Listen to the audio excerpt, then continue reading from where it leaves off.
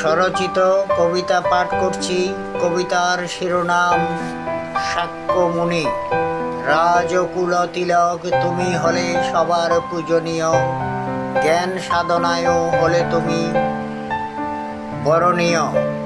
মানব দুঃখ দৈন্যতা দেখে হলে আবেগ আপ্লুত, তব নীতি প্রবর্তন করে জগতে হলে খ্যাত। তোমার অমীয় বাণী শ্রবণ করে তোমাকে অনেকেই তোমাতে হলো আকৃষ্ট। তব জ্ঞান কথামৃত সুধায় হয়ে বিমোহিত, অনেকের মনে জাগে তব নীতি ওই প্রকৃষ্ট। তুমি মানুষের যেই নিয়ম নীতি দিয়েছ দীক্ষা, তাতে করে অনেক মানুষ নিয়েছে সেই শিক্ষা। জ্ঞান সাধনায় তুমি হলে বিশ্ববাসীর সুপরিচিত, তব অসীম জ্ঞান বলে যুগ যুগ রবে জাগ্রত।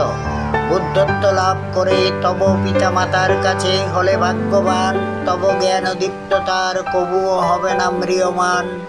মানুষ যখন নিজের ভাবনা ভেবে করে আত্মবলিদান, সবার মঙ্গল চিন্তায় মশগুল হয়ে তুমি হলেই ভগবান। সবাইকে লাইক কমেন্টস করে পাশে থাকার অনুরোধ জ্ঞাপন করছি। ধন্যবাদ সবাইকে।